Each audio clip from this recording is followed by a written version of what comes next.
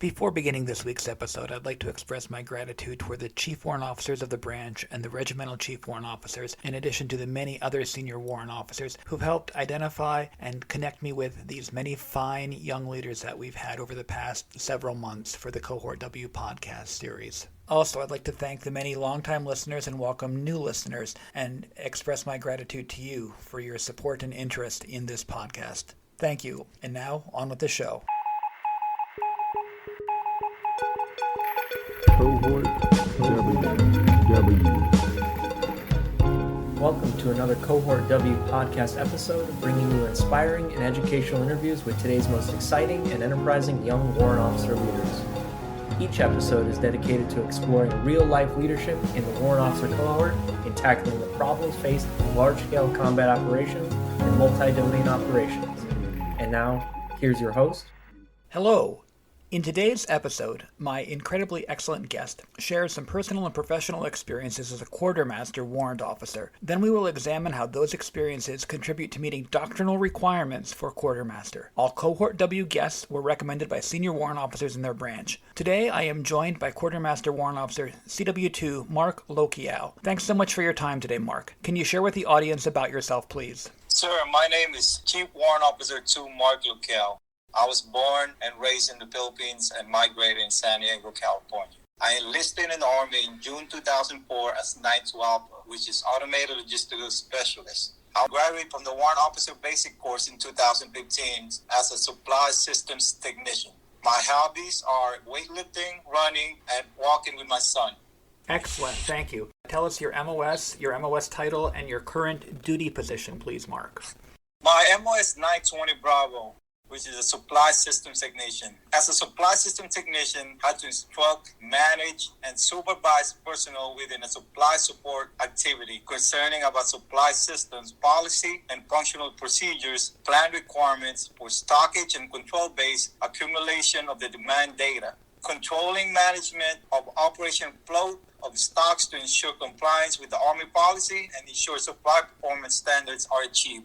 Thank you, and please verify that Quartermaster also includes Warrant Officer MOSs in 920 Alpha, the Property Accounting Technician, the 921 Alpha, the Airdrop Systems Technician, the 922 Alpha, everyone's favorite, the Food Service Technician, and the 923 Alpha, the Petroleum Systems Technician. Is that correct?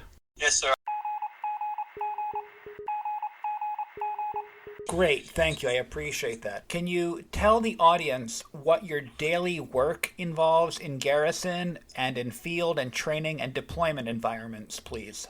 So I serve as accountable officer for a supply support activity within 2nd Brigade Support Battalion, 2nd Striker Brigade Combat Team. I am responsible for a requisitioning, receipt, storage, and the disposition of a Class 2, 3 package, 4, 7, and 9 supply and the repair parts.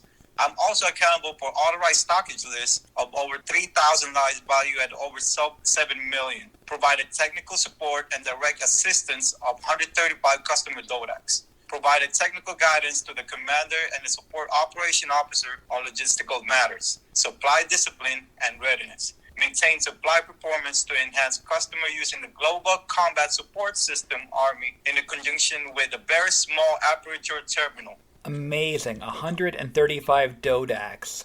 Yes, what we do is excellence in garrison. So can we replicate that in the field environment? Can we do the same thing with a limited source of supply or sort of equipment during field and training environment? So as a supply support activity, we're talking about how can we expeditionary? Are we training for a developing and a developed environment to prepare for multi-domain operation also? Sure. I think that's what we're training for the field environment within the BSA. Perfect. Thank you. I appreciate that. Moving on, can you talk to me about how that work that you do, whether in garrison or in field or deployment, supports the warfighting functions that the Quartermaster is responsible for? Yes, Quartermaster supports Mission Command as a sustainment warfighting function in logistics and elements with supply and distribution. Supply is essential, so it provides the material required to accomplish the mission. Since I'm in the distribution company, we deliver the right things to the right place I work closely with my other colonel partner, which is the 920 Alpha, which is the proper book, to make sure everything in line when it comes to DODAC management. Are we in line? Are we make sure those DODAC are utilized properly in line with accounting and all that? And also working closely with the 915, which is the ordnance maintenance. Yes, let's take that ordnance reference and follow that by moving into large-scale combat operations. I spoke with ordnance a while ago.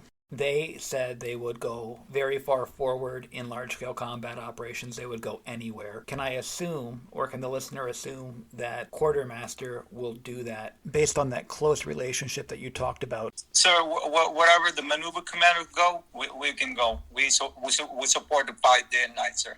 In large combat operations, which is, you see the graph, deep, close, and consolidation and joint.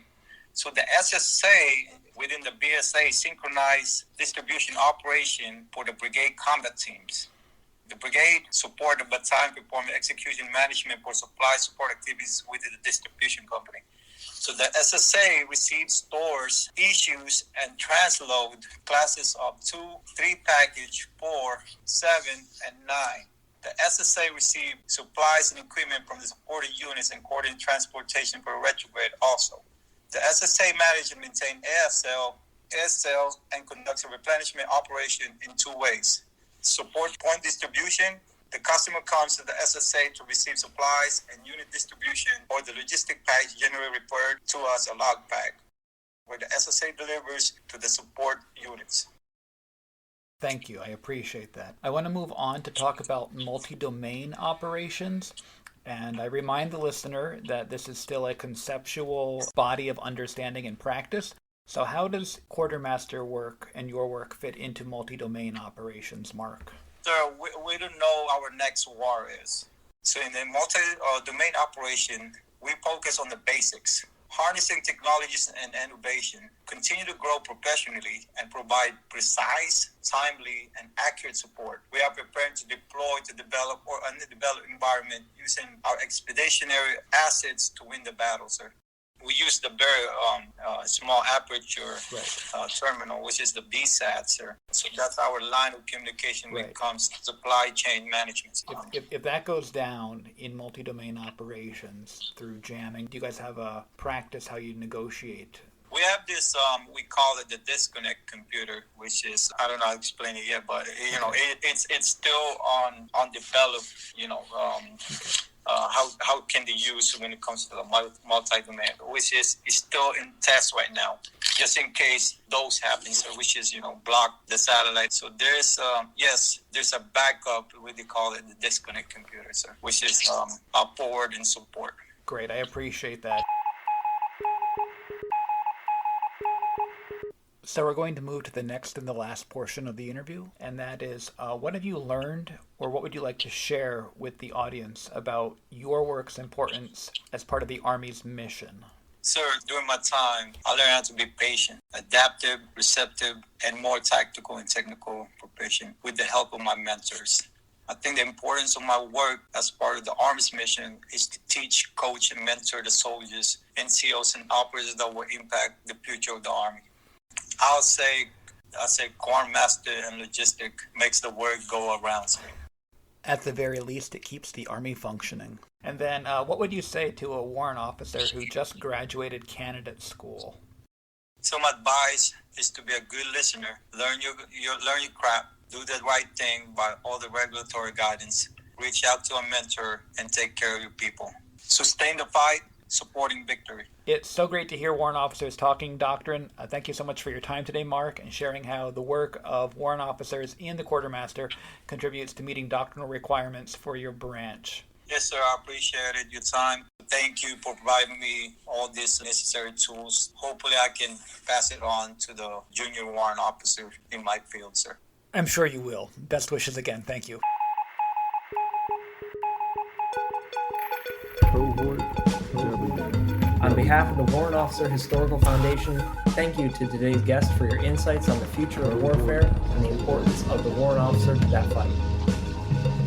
Please visit warrantofficerhistory.org to learn more about how you can help support the foundation and programs like this. Special thanks to our theme music composer, Josh DeStefano. Visit joshdestefano.com to hear more of his outstanding works.